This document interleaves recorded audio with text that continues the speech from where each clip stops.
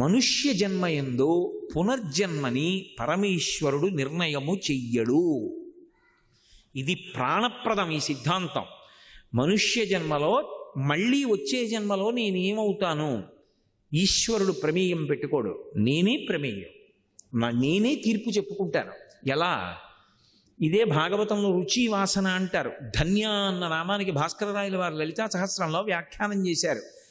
మనసు ఊపిరి మీద ఆధారపడుతుంది, ఆలోచనలు మనసు మీద ఆధారపడతాయి. ప్రతి విషయం చేసినవన్నీ మనసు గుర్తుపెట్టుకుంటుంది. రుచి వాసన అనుభవిస్తుంది, వాసన గుర్తుపెట్టుకుంటుంది. మెల్లిమెల్లిగా వదిలేస్తుంది, కొన్నిటిని పట్టుకుంటుంది. బాగా తనకిష్టమైనదేదో దాని మీద నిలబడిపోతుంది. నిలబడిపోయినప్పుడు ఆఖరి ఊపిరిలో ఆఖరిసారి మనసు కదులుతుంది. ఆఖరి కదలికలో తనకు అత్యంత ప్రీతిపాత్రమైనదేదో దాన్ని స్మరిస్తుంది. ఈశ్వరుడు అడుగుతాడు జీవుణ్ణి, నిన్నేళ్లు బ్రతికించాను, ఏది స్మరించావు చివర? ఆయన దగ్గర అబద్ధం ఎలా చెప్తావు? కుదరదు. ఇన్నేళ్లు బ్రతికావు, ఆఖరిని దేన్ని స్మరించావు? స్వామి, నా పొలం గుర్తొచ్చింది, తిరియక్కువగా. దానికి మనుష్య జన్మ ఎందుకురా? ఐశ్వర్యం గురించి ఆలోచించుకుంటూ కూర్చోడానికి వెళ్ళిపోమ్మంటాడు. తిరియక్కంటే భూమికి అడ్డంగా పుట్టి అడ్డంగా పెరుగుతుంది, ఇక కర్మాధికారం లేదు. మనుష్య జన్మ యొక్క గొప్పతనం ఏమిటో అప్పుడు తెలుస్తుంది. ఇది ఉంది, రామనామం చెప్పగలవు. ఇది ఉంది, గుళ్ళోకి వెళ్ళగలవు. ఇది ఉంది, ప్రవచనం వినగలవు. ఇది ఉంది, ఆవు పాలు పట్టుకెళ్ళి అభిషేకం చేస్తావు. ఇది ఉంది, ఈ చేత్తో ఇలా ఎవరికైనా పెడతావు. ఇది లేదు, ఏమీ చేయడానికి లేదు. ఇక ఏ ఉపాధిలో ఉన్నా సరే, ఇక్కడ ప్రవచనం జరుగుతోంది, ఓ కుక్క విందామని లోపలికి వచ్చిందనుకోండి, లోపల ఉన్న జీవుడికి ఏదో కొంత సంస్కార బలం ఉండనిస్తారా? బయటికి తోలేస్తారు కుక్కని. ఏ ఇతర ప్రాణి లోపలికి రావడానికి వీల్లేదు. ఒక్క మనుష్య ప్రాణి వింటున్నా వినకపోయినా వాడు వచ్చి కూర్చుంటే ఊరుకుంటాడు. ఈ ఉపాధికున్న గొప్పతనం. ఇది ఎంతకాలం ఉంటుంది బలంగా? దీపం ఉండగా ఇల్లు చక్కబెట్టుకో అంటే అదే. అందరి గురించి ఆలోచిస్తున్నావు, బాగుంది. నీ జీవుడి యొక్క అభ్యున్నతి. చేసినవి ఎవరు పట్టుకెడతారు? నువ్వే పట్టుకెళ్ళాలి, మూట తగిలించుకుని. ఈశ్వరుడి ముందు నిలబడాలి. ఎన్నాళ్ళు ఇక్కడ ఉంటావు? ఎప్పుడో అప్పుడు వెళ్ళి నిలబడాలా? ఇంట్లో ఉన్నటువంటి అన్నం ఉండేటటువంటి గుండిగలు ఉంటాయి, అటక మీద పెడతారు. ఎప్పుడన్నా శుభకార్యాలు వస్తే కిందకి దింపుతారు. ఆ గుండిగకున్నంత వయస్సు ఇంట్లో ఎవరికీ ఉండదు. ఆ గుండిగ ఉంటుంది 100 ఏళ్ళు, 200 ఏళ్ళు, 3-4 తరాలకి పెళ్ళిళ్ళు అవుతాయి. మా ముత్తాత గారి పెళ్లికి ఇందులోనే వారిచారటండి అంటారు. ఏరి ముత్తాత గారు, ఏరి తాతగారు, ఏరి తండ్రి గారు, ఇంతమంది వెళ్ళిపోయారు. గుండిగకున్నంత వయస్సు మనకు ఉండదు. కానీ గుండిగ పుణ్యం చేయదు, నే పుణ్యం చేయగలను. కోరి కోరి ధర్మమునందు అనురక్తి కలగకపోతే తర్వాత తిరియక్కుగా వెళ్ళిపోతావు. ఒకసారి తిరియక్కుగా వెళ్ళిపోయాడు అనుకోండి, మృత్యువునందు కూడా స్వాతంత్రం లేదు. మనుష్యుడైతే కనీసం ప్రాణం పోయే వరకు ఊరుకుంటారు, ఎవరేం చేయరు. ప్రాణం పోయిన తర్వాత అంత్యేష్టి చేస్తే చేస్తారు. అసలు నీ చనిపోయాక అన్నదాని గురించి ఆలోచించడం అనవసరం. అది ఆలోచించవలసిన వాడు కొడుకు, అంతకా కాకపోతే పక్కింటి వాడు, ఇంకా కాకపోతే మున్సిపాలిటీ వాళ్ళు తప్ప అసలు అది నేను ఆలోచించవలసిన విషయం కాదు. నేను ఆలోచించవలసిన విషయం ఇందులో ఉండగా నేనేం చెయ్యాలి? వరకు చచ్చిపోయిన తర్వాత నా ఆలోచన ఎందుకు? అసలు ఇందులో ఉండగా ఏం చేస్తావు అడుగు, శాస్త్రాలు మాట్లాడతాయి. ఒక్కసారి వదిలిపెట్టేశావు ఇందులో, ఎన్ని బాధలు. ఒక కోడి అయి పుడితే చాలు, దిక్కుమాలిన కోడి నేను చూస్తూ ఉంటాను తెల్లవారకట్లరా రోడ్ల మీద వెడుతున్నప్పుడు. అప్పుడు కుక్క శత్రువు, పిల్లి శత్రువు, గద్ద శత్రువు, కార్లు, స్కూటర్లు, మోటార్ సైకిళ్ళు, వానొస్తే కోసేసి, ఎండొస్తే కోసేసి, పెరిగితే కోసేసి, పిల్లగా కోసేసి, మోటార్ సైకిల్కి తల కిందకి పెట్టి పైకి కాళ్ళు గుత్తిగా కట్టి తీసుకెళ్ళిపోతుంటే ఎంత బాధ నిజంగా. ఎందుకు వచ్చిన బాధ? ఇక్కడ ఉండగా ఉపాధిని వాడుకుని ధర్మబద్ధమైన కోరిక తీర్చుకో. ఈశ్వరుడు సుఖం అనుభవించవద్దు అనలేదుగా. ధార్మికమైనటువంటి రీతిలో తీర్చుకో, అభ్యున్నతిని పొందుతావు. మళ్ళీ జన్మ ఉందిగా, భార్యాబిడ్డలు ఉంటారుగా, సుఖపడాలిగా, నీ జీవుణ్ణి నువ్వు రక్షించుకోవాలిగా. ఉద్ధరేణ ఆత్మనాత్మానం. ఈ భావన పక్కన ప్రోది అయితే మనిషి జాగ్రత్త పడతాడు. అమ్మో పక్కింట్లో దొంగలు పడ్డారండి అన్నాడు అనుకోండి, వీళ్ళింటికి కిటికీలు తలుపులు అన్నీ వేసుకుంటాడు. మరి తాతయ్య గారు వెళ్ళిపోయారుగా, నాన్నగారు వెళ్ళిపోయారుగా, నేను వెళ్ళిపోవాలిగా. మూట సర్దాలిగా, కాకినాడ నుంచి ఇక్కడికి వస్తున్నానంటే పెట్టి సర్దుకున్నానుగా, దీన్ని ఎప్పుడప్పుడు విడిచిపెట్టాలిగా, మూట సర్దుకోవాలిగా పెట్టి, అందులో ఏదో పుణ్యం ఉండాలిగా, ప్రయత్నపూర్వకంగా చేయకపోతే ఎవడిస్తాడు? నువ్వు వెళ్ళిపోయాక కొడుకు గోదానం చేయాలని ఎందుకు అనుకుంటావు? ఉండగా ఎందుకు చేసుకోవు గోదానం? ఉండగా ఎందుకు గోశాలకు వెళ్ళవు? ఉండగా ఎందుకు పట్టెడు గ్రాసం గోవుకి పెట్టవు? ఈ భావన కలగడం ధర్మమునందు ఊంచుకోవడం, ఇది కల్పిస్తుంది అమ్మవారు. ఆవిడ పాదములు పట్టుకుంటే ఆవిడ అనుగ్రహిస్తుంది. అందుకే నఖైర్నాక స్త్రీణాం కరకమల సంకోచ శిశిభి తరూణాం దివ్యానాం హసతయవతే చండి చరణౌ ఫలాని స్వశ్చేభ్య కిసలయకరాగ్రేణ దదత దరిద్రేభ్యో భద్రాం శ్రియమనిశమాహ్నాయ దదతౌ అంటారు శంకరాచార్యులు వారు. అమ్మవారి పాదాలు పట్టుకోవడం అనేటటువంటిది ఎంత అవసరమో చెప్తారు. చెప్తూ ఆవిడ పాదాలు పట్టుకోవడం అంత తేలిక లోకంలో ఇంకొకటి లేదు. ఎందుకని ఆవిడే ఎదురు చూస్తుంటుందిట, ఎవడైనా వస్తాడా నమస్కారం అంటాడా అని చూస్తుంటుందిట. మూకశంకరులు ఆ మూక పంచశతి చేస్తూ ఒక మాట అంటారు, జంతోస్తవ పద పూజన సంతోష తరంగితస్య కామాక్షి బంధో యది భవతి పునః సింధో రంభస్సు భ్రమీతి శిలా అన్నారు. సంతోష తరంగితస్య కామాక్షి పూజ చేసేటప్పుడు పరమ సంతోషంతో ఉపచారం చేశాడనుకోండి అమ్మవారికి, పరమ ఆనందంతో. పూజ అనేది ఎంతో సంతోషంగా చెయ్యాలి. ఏడుస్తూ బాధపడుతూ ఇంకా ఎంతసేపు పడుతుందని చేయకూడదు. పూజ పరమ సంతోషంతో చెయ్యాలి. మనస్సు పొంగు రావాలి పూజ చేస్తుంటే. అలా చేసినవాడమ్మా మళ్ళీ పుట్టడం ఉండదు. ఒకవేళ అలా వాడు పుడితే సముద్రం మీద బండరాయి తేలినట్టన్నారు. ఆవిడ పాదములు పట్టుకున్న వాణ్ణి ఆవిడ అనుగ్రహిస్తుంది. ఎంత గొప్పగా అంటే, స్వర్గలోకాధిపతి అయినటువంటి దేవేంద్రుడి ఇల్లాలు శచీదేవి తమ చేతుల వంక చూసుకుని, అబ్బా ఎంత లావణ్యంగా ఉంటామో, ఎంత అందంగా ఉంటామో, మేము స్వర్గలోకంలో ఉంటామనుకుంటారట. అమ్మవారి పాదాల జంట కనపడుతుందట. ఆవిడ కాలి గోరు కనపడుతుంది, అది చంద్రబింబంలా ఉంటుంది. ఆ గోరు చూడగానే శచీదేవి కూడా ఇలా అంటుంది, కరకమల సంకోచ శశిభి అంటే ఆవిడ పాదాల్ని శచీదేవి కూడా ఇలా నమస్కరిస్తుంది. వాళ్ళ కోరికలు తీరాలంటే వాళ్ళు కల్పవృక్షం దగ్గరికి ఎడతారు. కల్పవృక్షానికి చెప్తారు, అది చిగురు వేసి పువ్వు పూసి కాయ కాసి పండయి ఇస్తుంది. దరిద్రేభ్యో భద్రాం శ్రియమనిశమాహ్నాయ దదతౌ. ఈ లోకంలో ఉన్న వాళ్ళకి ఆ బెంగ లేదు. అమ్మా అనొక్కసారి పిలిచి నమస్కారం చేస్తే చాలు, వెంటనే నేనున్నాను రా బిడ్డా అని అమ్మవారు కాపాడుతుంది. మీకు నేను ఒక మాట చెప్తే మీరు ఆశ్చర్యపోతారు. ఈ శ్లోకం ఎంత శక్తివంతమో తెలుసా?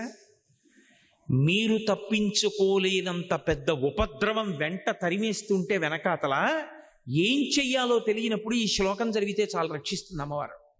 అంత శక్తివంతం. చండీపరదేవత అనుగ్రహం అంటే అలా ఉంటుంది. అందుకే చండి చరణవు అని చండీపరదేవతని స్తోత్రం చేశారు శంకరాచార్యులు వారి ఈ శ్లోకంలో. అటువంటి అమ్మవారి పాదాలు పట్టుకుంటే సంస్కారవంతం చేస్తుంది మనస్సు. ఇక్కడ మీరు నన్ను ఒక ప్రశ్న అడగచ్చు, ఏమండి ఒకవేళ అసలు కోర్కెల మీద వ్యామోహం పోక, అసలు వ్యామోహం అనేటటువంటిది పోతే కదండి ధర్మబద్ధం చేసుకుందామన్న కోరిక. ఆయన అలా చెప్తాడు కానండి, ఏడాదికి ఒకసారి వచ్చి ఇవన్నీ అనుభవించడంలో ఎంత సంతోషంగా ఉంటుంది. ఏమిటి ధర్మచట్రం అని పట్టు కూర్చుంటే ఎక్కడ తీరుతాయండి? రోజు చేసే పుణ్యం చేస్తున్నాం కదా, ఇవి నడుస్తాయి అని అంటావేమో. అందుకే అలా నన్ను నేను నిగ్రహించుకోలేకపోతే, ఒకవేళ ధార్మికమైన జీవనం నేను చెయ్యలేకపోతే ఎవరితో చెప్పుకోవాలో తెలుసా విషయం? అమ్మవారితోటే చెప్పుకోవాలి.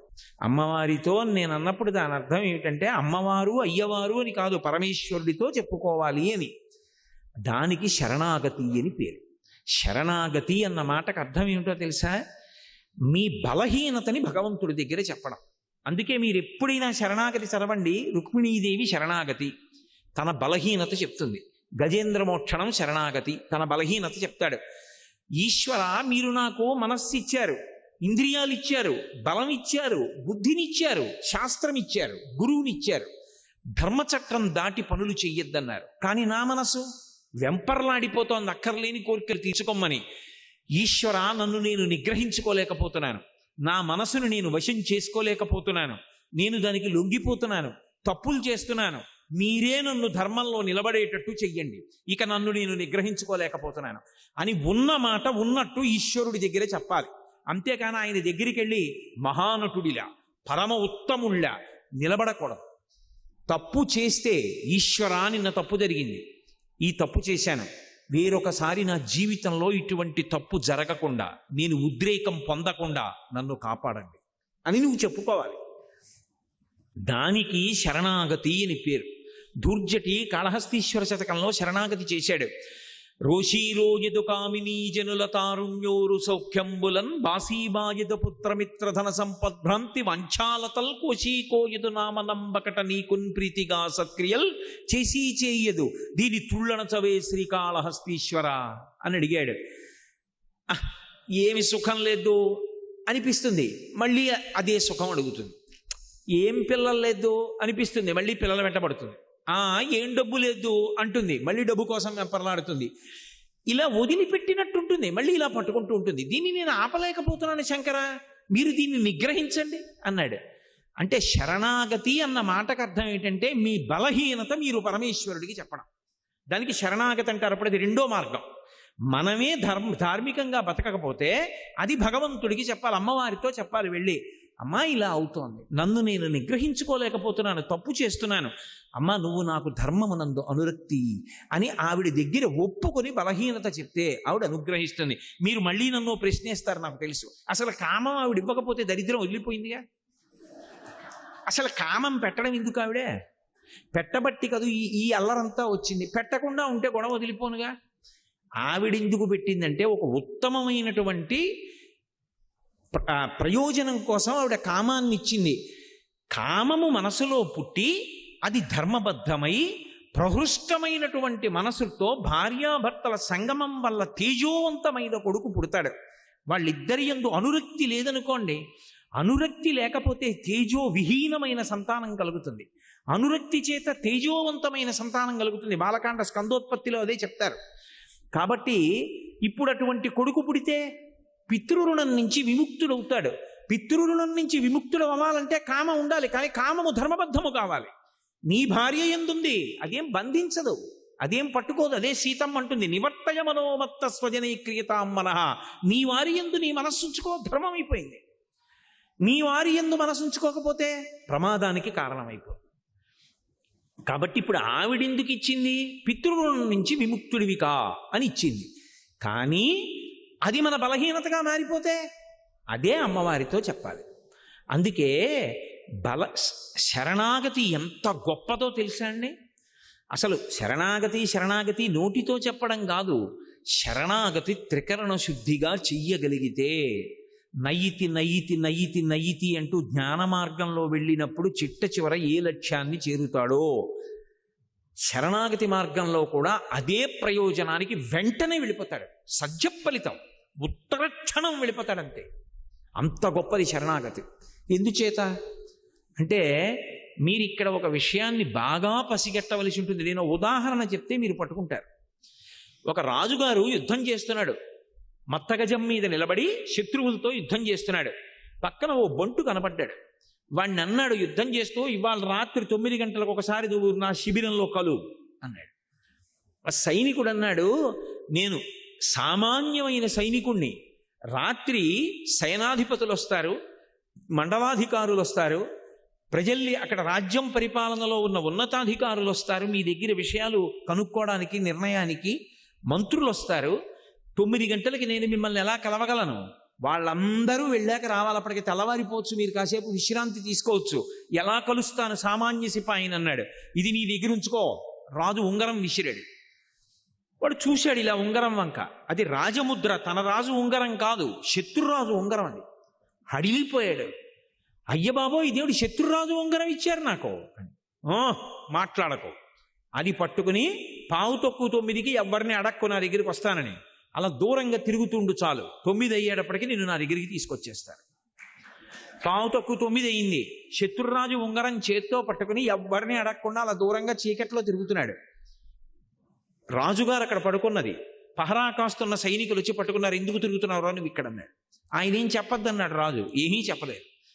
ఎందుకు తిరుగుతున్నాడు వీడిక్కడ, వీడికి అవసరం లేదే రాజుగారి శిబిరం దగ్గరే. ఒళ్ళంతా వెదిగారు, శత్రురాజు ఉంగరం దొరికింది. ఇప్పుడు ముందు ఎవరు వాడిని తీసుకెడతాడో వాడికి పదోన్నతి వస్తుంది, అందుకని గబగబా ముందు రాజుగారి దగ్గరికి తీసుకెళ్లారు. మహారాజా, శత్రురాజు ఉంగరం ఉంది వీడి దగ్గర, తీసుకొచ్చాం. మహారాజు అన్నాడు, నేను మాట్లాడతాను, మీరు బయటికి వెళ్ళిపోండి అన్నాడు. అని ఒరే, నా ఉంగరం ఉన్నవాళ్ళు చాలామంది ఉన్నారు బయట, శత్రురాజు ఉంగరం ఉంది కాబట్టి 9 అయ్యేప్పటికీ నా దగ్గరికి వచ్చేసావు, చూసావా? అది శత్రురాజు ఉంగరము అని తెలిస్తే చాలు, నీకు పనికొచ్చింది. ఇది నన్ను పాడు చేస్తోంది, ధర్మబద్ధము కావట్లేదు, అందుకని నేను పాడైపోతున్నానని నువ్వు గుర్తుపట్టగలిగితే చాలు. అమ్మవారికి ఆ మాట త్రికరణ శుద్ధిగా చెప్తే చాలు, అమ్మవారు జోక్యం చేసుకుని తన దగ్గరికి తీసుకెళ్తుంది, రక్షించేస్తుంది. కానీ నోటితో ఉత్తినే వెళ్ళి నేను ఆయన చెప్పమన్నాడమ్మా అందుకు చెప్తున్నాను అని చెప్తే కాదు, త్రికరణ శుద్ధిగా నేను ధార్మికంగా బ్రతకలేకపోతున్నాను, సాధన చేయలేకపోతున్నాను, కనీసం ఒక్కొక్కటైనా విడిచిపెట్టలేకపోతున్నాను, చిన్న చిన్నవి కూడా విడిచిపెట్టలేకపోతున్నాను, ఎప్పుడూ ప్రలోభాలే లేదు, పరమేశ్వరుడు జోక్యం చేసుకుంటే తప్ప నా జీవితం చక్కబడదు అని నువ్వు భగవంతుడికి చెప్తే దాన్ని శరణాగతి అంటాడు. అందుకే కలియుగంలో భగవంతుడు 2 ప్రధాన సాధనములు ఇచ్చాడు కలి నుండి తప్పుకోవడానికి. ఒకటి, సంస్కారవంతమైన పుణ్యమునందు అనువృత్తమైనటువంటి మనస్సుని సాధన చేత ఏర్పాటు చేసుకోవడం. రెండవది, అలా లేనప్పుడు శరణాగతి చెయ్యడం. శరణాగతి ఉత్తర క్షణంలో ఈశ్వరుడు వచ్చేసేటట్టు చేస్తుంది. రుక్మిణీదేవి అగ్నిజ్యోతనుడికి ఇచ్చి లేఖ పంపించింది. లేఖ పంపించి ఘనుల ఆత్మీయతమో నివృత్తి కొరకై గౌరీశు మర్యాద యవ్వని పాదంబుజతో యమందుములు గన్వంచింతురో అట్టి నీ అనుకంపన్ విలసింపనే ని వ్రతచర్యన్ 100 జన్మంబులన్ నిన్నే చింతించుచు ప్రాణములు విడచదన్ నిక్కంబు ప్రాణేశ్వర శ్రీయుతమూర్తి ఓ పురుష సింహమా సింహము పాలి సొమ్ము గోమాయువు కోరు చందమున ఈ దురాత్ముడు చైత్యుడు నీ పదాంబుజ ఝాయననైన నన్ను వడిదా కొనిపోయుదనంచునున్నవాడు ఎరుగడు అద్భుతమైన భవత్ప్రతాపమున్ అని ఆ తల్లి నువ్వు వెంటనే వచ్చి నన్ను రక్షించాలంది. చదివాడంతే లేఖ, శరణాగతి, ఇదిగో వస్తున్నానన్నాడు. వెనక్కెళ్ళి అన్నయ్యకి కూడా చెప్పలేదు, రథం ఎక్కేశాడు. బొచ్చెద విదర్భ భూమికి చొచ్చెద భీష్మకు నిపురము సొరిచిరలీలం తెచ్చెద బాలన్ వేల్మిడి వచ్చెద అడ్డంబురిపులు వచ్చిన బోరన్ అన్నాడు. గబగబా బయలుదేరి వచ్చేశాడంతే. శరణాగతి ఉత్తర క్షణం ప్రయోజనాన్ని ఇచ్చేస్తుంది. ఒకటి, సాధనన్నా చెయ్యాలి. అంటే సాధన ఎందు ఒడుదుడుకులుంటాయి, మనసు వెంటనే మాట వినదు. అది వింటలేదని దానితో ఘర్షణ పడకుండా మెల్లమెల్లగా ఒక్కొక్కటైనా దుర్గుణములు విడిచిపెట్టే ప్రయత్నం చెయ్యాలి. అసలు నేను ఏమీ చేయలేకపోతున్నాను అనుకుంటే ఆ విషయం భగవంతుడికి చెప్పాలి, అది శరణాగతి. ఇప్పుడు సాధన అన్న మాటకు అర్థం ఏమిటంటే మనసుని సంస్కారవంతం చేసుకోవడం. మీకు నేను ఇందాక చెప్పా, పునర్జన్మ దాని మీదే ఆధారపడుతుంది అని. అదే ఓ రామాయణం గురించో భాగవతం గురించో భారతం గురించో మహాత్ములైనటువంటి గురువుల గురించో ఆలోచిస్తూ వెళ్ళిపోయాడు అనుకోండి, ఉత్తర జన్మలో మళ్ళీ గొప్ప విద్వాంసుడై పుడతాడు. తండ్రి దగ్గర చక్కగా అభ్యాసం చేసి అనుష్ఠానం చేసి పరమేశ్వరుడు యందు చేరుతాడు. మంచి జన్మ రావాలంటే మనసు సంస్కారవంతము కావాలి. సంస్కారము మనసుకి కలగాలంటే 5 ఇంద్రియముల గుండా లోపలికి మీరేం తీసుకుంటున్నారన్న దాన్ని బట్టి మనసు సంస్కారం పొందుతుంది. నేను చాలా గంభీరమైన విషయాన్ని ప్రస్తావిస్తున్నాను, మీరు చాలా జాగ్రత్తగా పట్టుకోవాల్సి ఉంటుంది దీన్ని. నేను ఒక మొక్క వేశాను అనుకోండి, ఆ మొక్క బ్రతకాలి అంటే అబ్బా దొరికిందండి మొక్క, నాకు దాని మీద ఎంత ప్రేమో అని తీసుకొచ్చి మా పడగదిలో పెట్టాను అనుకోండి, దానికి వెలుతురు ఎక్కడి నుంచి వస్తుంది, 2 రోజులు చచ్చిపోతుంది. దాని మీద నాకు ప్రేమ ఉండి అది వర్ధిల్లాలంటే దానికి నీళ్లు పొయ్యాలి, సూర్యరశ్మి తగలాలి, మేకలు తినేయకూడదు, చీడ పట్టకూడదు, పురుగులు పట్టకూడదు, కాపాడుకోవాలా వద్దా? అప్పుడైనా అది పెద్ద చెట్టు అవుతుంది. అలాగే అసలు మనస్సు సంస్కారవంతము కావాలనుకోండి, మనస్సులోకి మనసుని ప్రభావితం చేసేవి ఏవి పెడుతున్నాయి అన్నది ప్రధానం. ఇది సాధన. నీకిచ్చిన జ్ఞానేంద్రియములు 5 గుండా లోపలికి వెడుతూ ఉంటాయి విషయములు, అవి ప్రభావితం చేస్తాయి మనసుని. నేను కంటితో ఏది చూస్తున్నానో మనసు దాన్ని పట్టుకుంటుంది. అందుకే ధ్యానంలో దీపం వంక చూడండి అంటారు. దేన్ని పట్టుకోవడమైనా కష్టమేమో కానీ దీపం వంక అలా చూశాననుకోండి, ఒక్క క్షణం దీప శిఖ ఇలా వెలుగుతూ ఉంటుంది. కళ్ళు మూసుకున్నాను అనుకోండి, కళ్ళ ముందు కదులుతూ దీప శిఖ కనపడుతుంది. నేను ఏది చూస్తున్నానో అది నా మనసుని ప్రభావితం చేస్తుంది. నేను మీకు ఒక ఉదాహరణ చెప్తాను. నేను అలా నడిచి వెళ్ళిపోతున్నాను. ఒక వ్యక్తి తీవ్రమైన వేగంతో కారులో వెళ్ళిపోతున్నాడు. ఓ కుక్క పిల్ల పరిగెట్టింది. ఆ కుక్క పిల్ల అలా పరిగెత్తింది, నేను వెనక్కున్నాను. కుక్క పిల్ల కారు కింద పడిపోయిందేమో, ఒక్క క్షణంలో నేను నిత్తుటి ముద్ద చూస్తానేమో. ఇప్పుడు నా మనసు స్వస్థతగా ప్రశాంతంగా ఉంటుందా? ఏదో ఒకటి కనపడే వరకు ఉద్విగ్నతకి లోనైపోతుంది. అబ్బా ఏమవుతుందో, అంత వేగంగా వెళ్ళిపోయాడు అని. అలా వెళ్ళిపోయిన తర్వాత కుక్క పిల్ల అలా భయంతో ఉండిపోయి కారు చక్రాలు అలా వెళ్ళిపోయి బతికిపోయి కుయ్యి కుయ్యి కుయ్యి కుయ్యి అందనుకోండి, అమ్మా బతికిందిరా బాబు, ఇది చచ్చిపోవడం చూస్తే నిజంగా ఇవాళ నా మనసు వికలమైపోయి ఉండేది అనుకుని, ఈ దిక్కుమాలిన కుక్క పిల్ల ఇలాగే తిరుగుతుందో ఏమిటో అని గబుక్కుని పట్టుకుని తీసుకెళ్ళి మళ్ళీ ఎక్కడో పెట్టేసి మీరు వెళ్ళిపోతారా? వెళ్ళిపోరా? అయినా మీ మనసు మీద అది ఒక 10 నిమిషాలు ప్రభావం చూపిస్తుంది. అది ఏమైనా అయిపోయి ఉండుంటే అని.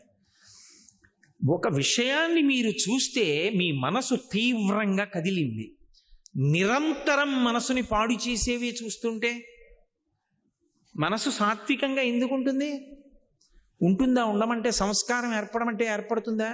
ఒక్కనాటికి రాదు. అలాగే చెవులు. అందుకే వేదం ఇప్పుడు ఏం చెప్తుండంటే ఈ 5 జ్ఞానేంద్రియములు భగవత్పరములగుగాక అని అడుగుతుంది. చెవి వెంట అస్తమానం వినకూడనివే. అన్ని విన్న తర్వాత మనసు దేని గురించి ఆలోచిస్తుంది? అవే ఆలోచిస్తుంది. వాసన ఏది రెచ్చగొడుతుందో, ఏది రజోగుణాన్ని కల్పిస్తుందో అవే వాసన చూస్తున్నాడు. మనస్సు తీవ్రంగా కదలకుండా ఎలా నిలబడుతుంది? తినకూడనివి తింటున్నాడు. మనసు వ్యగ్రతతో ఉండకుండా ఎలా ఉంటుంది? ముట్టుకోకూడనివి ముట్టుకుంటున్నాడు. మనసు వ్యగ్రత పొందకుండా ఎలా ఉంటుంది? ఇప్పుడు మనసు సంస్కారవంతం కావాలి అని చెప్తున్నాయా, చాలా మంచిగా ఉండండి అని చెప్పి కంటి నుంచి లోపలికి వెళ్ళకూడనివి, చెవి నుండి లోపలికి వెళ్ళకూడనివి అన్నీ లోపలికి పంపిస్తున్నావు.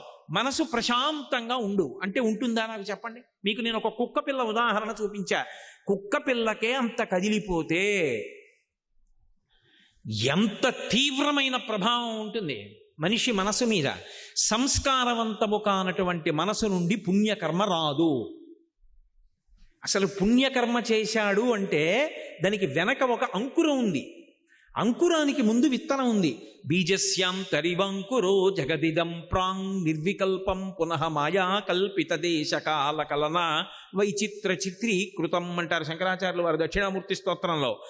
అసలు విత్తనం ఉంటే కదా అంకురం రావడం, అంకురం వస్తే కదా చెట్టు అవ్వడం, అసలు సంస్కారం ఉంటే కదా మంచి ఆలోచన రావడం. సంస్కారం మనసులో లేదనుకోండి, అది పైశాచికానందాన్ని పొందడం మొదలు పెడుతుంది. ఎవడో బాధపడుతుంటే వీడు సంతోషిస్తూ ఉంటాడు. మంచి పని చేద్దాం, మంచి పని చేద్దాం, ఎవరికన్నా ఉపయోగపడదాం, ఎవరైనా సంతోషపడితే మనం చూద్దాం అన్న ఆనందం ఒకటి మనసులోంచి ఉద్భుతము కావాలి అంటే ఏది ముందు లోపలికి వెళ్ళాలి? మంచి విషయాలు లోపలికి వెళ్ళాలి.